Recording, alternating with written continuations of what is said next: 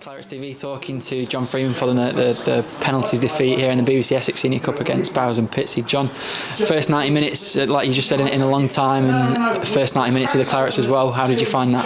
Yeah, it was a challenging game, but that's what I wanted.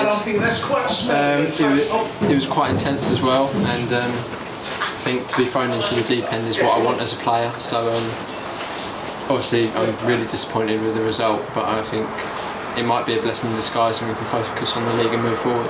Yeah, and I suppose that's cup football, isn't it? At the end of the day, we look so close to having won it, and then there's the late equaliser, and then obviously with penalties it's sort of luck of the draw really, but that's just cup football, I suppose, isn't it? Yeah, I mean, you can watch the Premier League teams as well. It's like the Newcastles and Cambridge, it happens across the board. We obviously have the better quality, and I think that showed in the second half, but our mentality we weren't focused throughout the 90 minutes, and I think they punished that for us. Do you think it was that first 45 minutes where, you know, they were arguably the better side and we looked a little bit off it? Do you think that it was that first 45 that sort of cost us in the end? Yeah, I think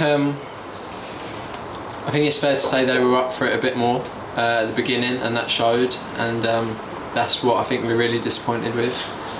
And then we showed our quality in the second half, but again it was a bit too late for to win the game comfortably. Yeah, but talking about some positives, that's the first time you and Haddy have played 90 minutes with your teammates after joining the club on loan. So how did you find playing out there with them, and do you feel like you've got used to their game a little bit more now? Yeah, no, the boys have been great since I've come in, telling me my roles. Simo as well walks me through it all, so I felt very comfortable playing there. So yeah, I felt I was better as the game went on, you know, knowing the runs that Tom makes and Lou, and I'm looking forward to spending more time with him.